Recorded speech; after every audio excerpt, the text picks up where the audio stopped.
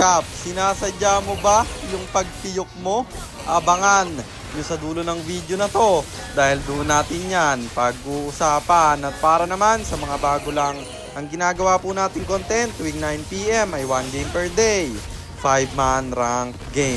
Hi guys, nandito na tayo sa 555th day ng 1 game per day and ang standing natin bago yung game na to ay 466, 88, 466 wins and 88 losses. Sa game na to, ang lalambot ng unang tatlong picks ng kalaban.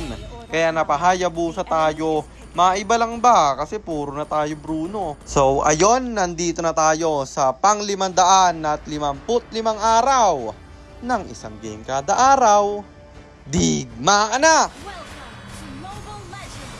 Ang rotation na ginawa ko dito ay red first. Kaya ang ikot ulit natin ay papunta sa top para tumambay sa gold lane. Pero alpha unang napuruhan, sabay diretso sa gitna. Kagura naman ng mabibigyan. After nun, diretso sa turtle na libre naming makukuha. Ang ganda kasi ng pwestuhan ng kampe. Pinasok ko yung Kagura pre. Pasans pala si Kapitan Jer dahil doon na-trap siya. Napilitang mag-dash at may sipa pang gagawin yung Chu. Isa-isang bumabag sa kalaban bro. Lumipat pa talaga sa Angela yung ulti ko kaya pati siya nadamay pa. After nun tayo nag-plating, muntik pa nabasag yung Torre. Sabay out kasi may dumipensa na pre at wala na ring minions doon. Pero sa top lane di na ako kinailangan.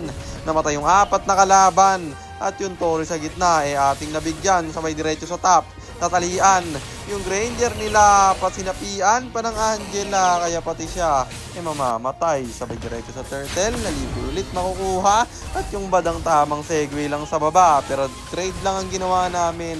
Basag rin sa top lane men.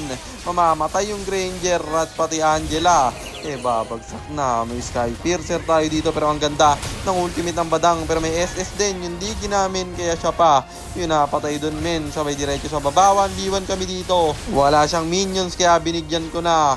At tingnan nyo yung ginawa. Talagang tumipi pa harap-harapan. Bastos ka ba man? Dahil dun mega kill na tayo. At yung Torre isa-isahin natin. Pero dito naubos yung minions men kaya binako na lang at may dedepensa rin kasing alpha pero napasapi pa yung Angela. Lala! After nun, diretso sa top lane at Kagura ating bibigyan. Masasabage ba naman ng aming Nathan? Di na nila ako kinailangan. Talagang pang finishing na lang. Ito ang kagandahan kapag 5-man. At dahil doon, panalo ulit tayo. Kaya ang standing na natin ay 467, 88, 467 wins and 88 losses. Kakaano lang natin sa tanong guys na scripted daw ba yung piyok ko. Ayun, pumiyok na naman. Hindi yung scripted guys, kusa yung nangyayari. At hindi ko na ine-edit out guys kasi dagdag views rin yan dagdag engagement Magko-comment kayo sa baba pag pumiyok ako kaya di ko na tinatanggal.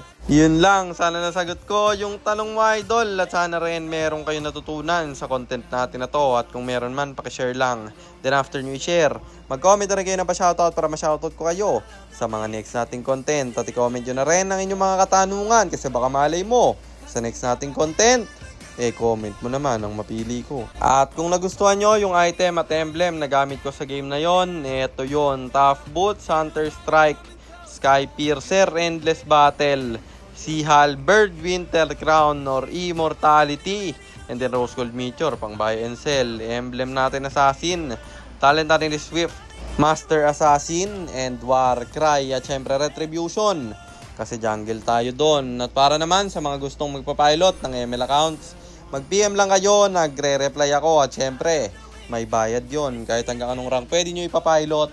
Kahit anong hero, pwede nyo ipaspam. Basta may additional payment pag magpapaspam kayo ng hero. At yun lang guys, sana nag-enjoy kayo sa content natin na to. At shoutout sa iyo, Justin Umali, kay Jeff F. Ray, kay Timothy Kabuwang, at kay Aldrin Landicho. Maraming salamat sa inyong suporta. Ingat kayo palagi. God bless. Paalam!